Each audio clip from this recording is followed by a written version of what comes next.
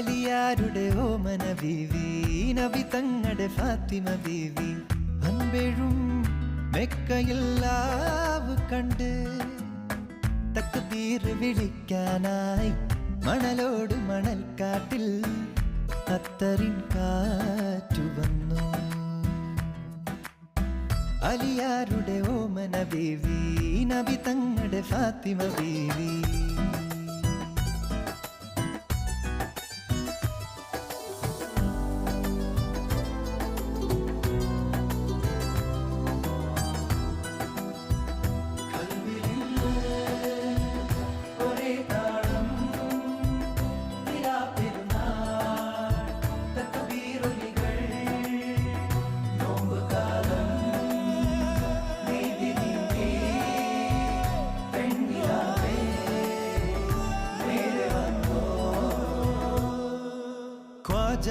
മെഹബൂബിൻ തിരുവരുളാലേ രാവേറെ ചൊല്ലാൻ 1000 തഹ്ലീലുകൾ.